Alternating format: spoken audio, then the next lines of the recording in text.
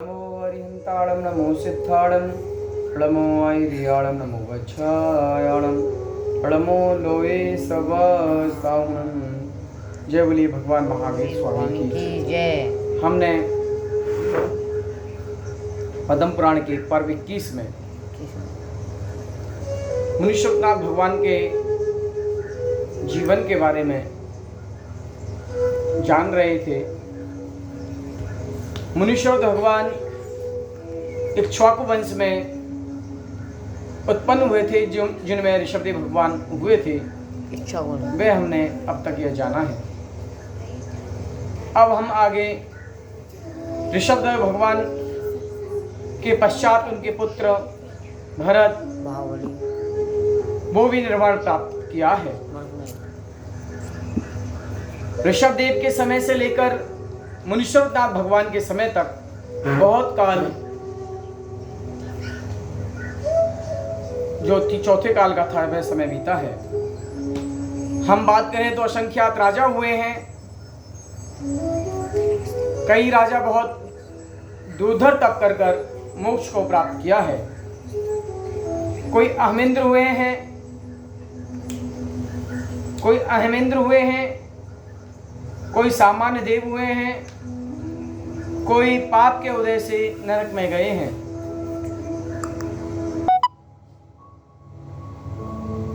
इस तरह से हमने देखे उस समय काल में बहुत सारे राजा हुए। कुछ राजाओं ने बहुत तपस्या कर मोक्ष पद को प्राप्त किया, लेकिन कुछ ऐसे भी हैं जिन्होंने पाप किया और नरक में गए हैं। इस संसार में अज्ञानी जीव संसार में परिभ्रमण करता रहता है। कभी स्वर्ग के भोगों को भोगता है, कभी नरक के दुखों को, निगोद के दुखों को भोगता है। यह प्राणी पुण्य पाप के उदय से अनादि अनंत काल तक भ्रमण करता रहता है, कभी सुख कभी दुख। लेकिन यह सत्य बात है, संसार में अगर हम सुख की बात करें तो राई के बराबर है, और अगर हम दुख की बात करें तो मेरू पर्वत के समान दुख है। हम कुछ समय के लिए सुख आनंदित महसूस करते हैं तो यह जानिए हमारा पुण्य का प्रभाव है या पुण्य का उदय है जो हमें सुख की अनुभूति हो रही है। लेकिन वह सुख क्षणिक मात्र है, मात्र राई के समान है। उसके पश्चात वह हमारा पुण्य जब क्षीण होगा तो हम संसार में वही दुख के सागर में गिर पड़ेंगे। यह अनादिकाल से जीव भोगता रहा है। नाना प्रकार की गतियों में जीव अपने आप को धारण करता है और दुखों को भोगता है।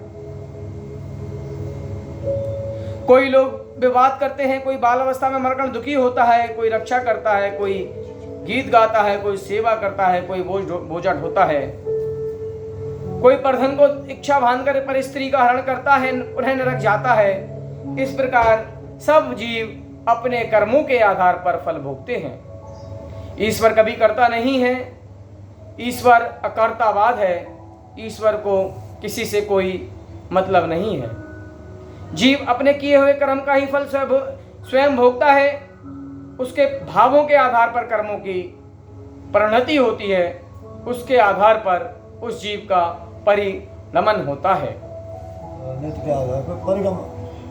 हमने यह भी जाना मल्लीनाथ भगवान के मोक्ष के बाद, मुनीश्वरनाथ भगवान के बाद अयोध्या नगरी में एक विजय नाम के एक महाराज हुए थे। वह प्रवीण शत्रुओं को जीतने वाले थे। उनके हेमचोलनी नाम की पटरानी थी। सुरेंद्र मन्नु नाम का पुत्र था। उनके कीर्ति सभा नाम की रानी थी।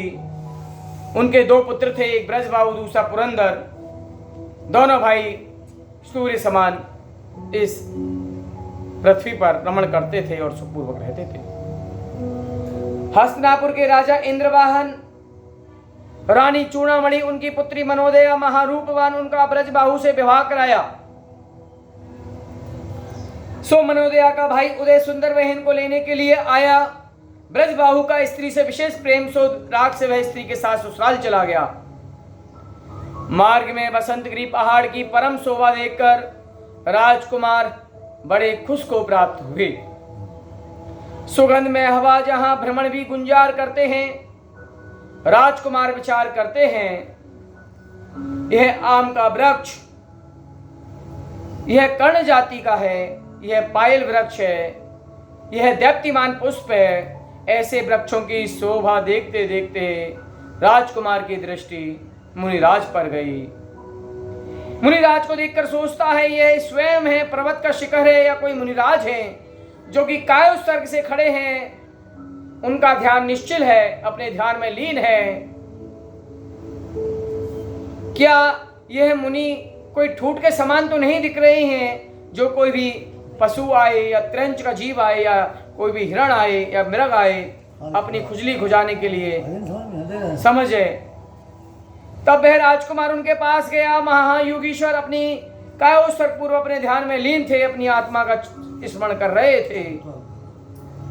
सूर्य के सम्मुख भुजाओं को लटकाए हुए सुमेरु के पर्वत के समान अचल, नासिका पर अपनी ध्यान लगाए हुए अपनी आत्मा का एकाग्र मन से चिंतन करने लगे। ऐसे मुनिराज को देखकर चिंतन किया, अहो धन, यह महामुनि शांति भाव के धारक, सब परिग्रह को छोड़कर मोक्ष के अभिलाषी होकर तप करते हैं। इनको निर्वाण अति पास है, स्वयं कल्याण में रत हैं, दूसरे के जीवों की पीड़ा से दूर हैं, मुनि पद की क्रिया से मंडित हैं, शत्रु मित्र तृण कंचन रजत समान हैं, मान ईर्षा से रहित हैं, मन इंद्रियों को जीतने वाले हैं, निश्चल पर्वत समान वीतराग भाव है। इनको देखने मात्र से सब जीवों का कल्याण होता है। इस मनुष्य शरीर का फल इन्होंने प्राप्त किया। ये मुनि विषय कसायों से नहीं ठगाए गए हैं। मैं महापापी कर्मों में निरंतर बंधा जैसे चंदन का वृक्ष सर्पों से वेष्टित होता है, ऐसे मैं विषयों में फंसकर अज्ञानी हो रहा हूं। धिक्कार है मुझे, भोग आदि रूप जो महापर्वत के शिखर पर निंद्रा ले रहा हूं। सो अगर मैंने ऐसी निंद्राली में निश्चित ही नीचे को प्राप्त होऊंगा। अगर मैं अपना जीवन मुनि बनाकर अपना जीवन धन्य करना चाहूं तो मेरा यह मनुष्य जीवन सफल होगा। ऐसा चिंतन करते हो। इस प्रकार जैसे उनकी नजर उन मुनिराज पर गई, उनका उदय सुंदर साला शरीर इनकी निश्चल दृष्टि देख हंसता हुआ हंसी के वचन कहने लगा, आप मुनि की ओर एकाग्र दृष्टि से देख रहे हो तो क्या आप दिगंबरी दीक्षा को धारण करेंगे? कौन बता रहा है? तब ब्रजबाहु बोले, जो हमारा भाव था वह आपने प्रकट किया, अब आप बैराग की ही चर्चा करें। तब वह इनको भोगी जानकर हंसी मजाक से बोला कि आप दीक्षा धारोगे तो मैं भी दीक्षा धारूंगा, परंतु इस दीक्षा से आप अत्यंत उदास होंगे। तब ब्रजबाहु ने कहा, ऐसे ही सही। ये कहकर विवाह के आभूषण उतार कर फेंक दिए और हाथी से उतरे। तब उनकी रानी मयोदया रोने लगी, मोती समान आंखों से आंसू बहाती रही। एवं भाई उदय सुंदर भी आंसू बहाता हुआ कहता है, हे देव, ये हंसी मजाक में क्या कर रहे हो? तब ब्रजबाहु अति मधुर वचन से अपने साला एवं पत्नी को शांत करने के लिए कहने लगा, हे कल्याण रूपे, आप समान मेरा उपकारी कौन? मैं कुएं में गिरने वाला था, आपने बचाया। आपके समान मेरा तीन लोक में कोई भी मित्र नहीं है। हे उदय सुंदर, जिसने जन्म लिया वह अवश्य मरेगा और जो मरेगा वह पुनः जन्म लेगा। यह जन्म मरण रहट की घड़ी के समान है। यह उस संसारी जीव के निरंतर भ्रमण करने के समान है। यह जीवन बिजली की चमक है, एक क्षण का नहीं पता, अथवा जल की बुदबुदे के समान है। सरप की जीव समान चंचल है। यह जगत के जीव दुख सागर में डूब रहे हैं। संसार के भोग स्वप्न समान असार हैं। जल की बिंदु समान शरीर है। संध्या की ललाई समान जनक का स्नेह है। यह यौवन फूल समान कुमलहा जाता है, यह आपका हंसना भी हमें आपको कल्याण रूप लगता है। हंसी से औषधि पिए तो रोग नहीं नाश होता है, अवश्य होता है। और आप मेरे को मोक्ष मार्ग में सहायता की है, इसीलिए आप मेरे इस दुनिया में बड़े सर्वश्रेष्ठ हितकारी हैं। मैं संसार में आसक्त हो रहा था, पंचेंद्रियों के भोगों को भोग रहा था, सो आपके निमित्त से मुझे वैराग्य भाव उत्पन्न हुआ है। मैं निश्चित ही जिन धस्चा को धारण करूंगा और अपने आप का अब संसार से मुक्त कर उस परम पद प्राप्त को प्राप्त करूंगा। जहां पर एक बार जीव चला जाता है पुनः वापिस नहीं आता है और चिरकाल तक, अनंत समय तक अनंत सुख को अनंत समय के लिए भोगता रहता है। सब परिवार क्षमा कराकर महातन रूपी धन के स्वामी गुणवान श्री गुणसागर मुनि के पास जाकर चरणों में नमस्कार कर विनय सहित हाथ जोड़कर कहा, हे स्वामी, आपके निमित्त से मेरा मन पवित्र हुआ। अब मैं संसार रूपी कीचड़ में नहीं फंसूंगा।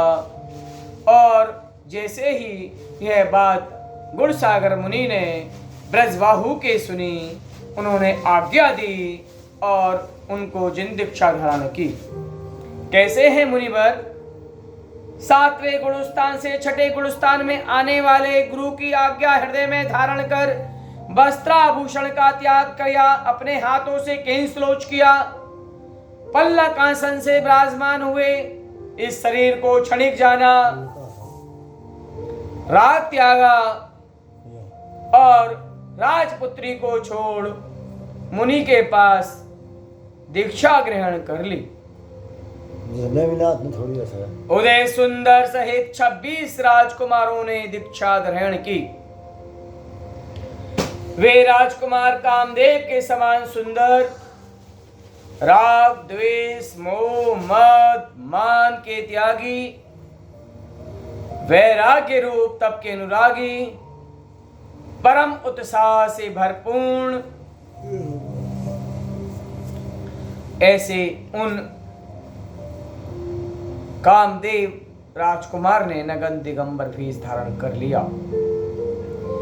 जैसे ही यह वेश धारण किया, उनकी रानी मनोदया पति और भाई के स्नेह से रोने लगी, लेकिन उसने अपना रुदन छोड़ा और संसार की असलियत को जाना। वह भी सफेद साड़ी पहनकर आर्य का व्रत को धारण किया। इस प्रकार हमने यह ब्रजबाहु की कथा सुनी, इनके दादा राजा विजय ने सुनी और राजसभा के मध्य बैठे हुए शोक से दुखी होकर कहने लगा, मेरा पोता बाल अवस्थाओं में विषयों को भी समान जान मुनि हुआ है और मैं मूर्ख विषयों में लोलुपी वृद्ध अवस्था में भी भोगों को नहीं छोड़ सका। कुमार कैसे छोड़े? वह महाज्ञान है जो भोगों को तृणमण छोड़कर मोक्ष के लिए शांत भावों में लीन हुआ। मैं मंदभागी जड़ा से पीड़ित हूँ। इन पापी विषयों ने मुझे मोहित कर चिरकाल से ठगा है। कैसे हैं ये विषय? देखने में तो अति सुंदर, परंतु फल इनके अति कूट होते हैं। मेरे इंद्र नीलमणि समान श्वेत केश अब कब के समान श्वेत हो गए हैं। मेरा यह यौवन शरीर, सुंदर नेत्र, लंबी भुजाएं बुढ़ापा के कारण चित्राम के समान हो गई हैं। जो धर्म अर्थ काम तरुण अवस्था को छोड़ बुढ़ापे से मंडित पापी दुराचारी प्रमादी बनकर शीतलाचार को प्राप्त हुआ हूं। अनादिकाल से झूठा घर, झूठी माया, झूठी काया, झूठे मानव, बंधु, झूठे परिवार, उनके स्नेह से संसार रूपी सागर में भ्रमण करता रहा हूं। ऐसा कहकर सब परिवार को क्षमा कराकर छोटा पोता पुरंदर उसे राज देकर अपने पुत्र सुरंद मन्नु सहित राजा विजय ने व्रत अवस्था में मुनि निर्वाण घोष स्वामी के पास जाकर दिन दीक्षा धारण की। और अपने आप का कल्याण किया। कैसा है राजा पुरंदर जो उनका पोता है, वह राज करता है, उनकी पृथ्वीमती रानी है, उनके कीर्तिधर नाम का पुत्र है। गुणों का सागर पृथ्वी पर विख्यात, विनयवान, क्रमशः यौवन अवस्था में आया, सब परिवार को आनंद बढ़ाता हुआ अपनी सुंदर क्रीड़ाओं से सबका मन का प्रिय बना। राजा पुरंदर ने अपने पुत्र के राजा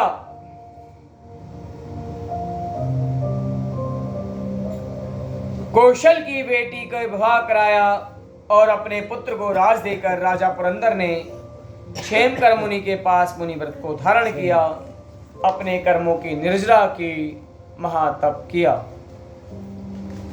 जावाणी के ज्ञान से सूझे लोकालोक, सोवाणी मस्तक नमो सलादे तो हुडो ए जनवाणी भारती तो समुद्र रे जो तेरो सो पावे सुखे सीधो।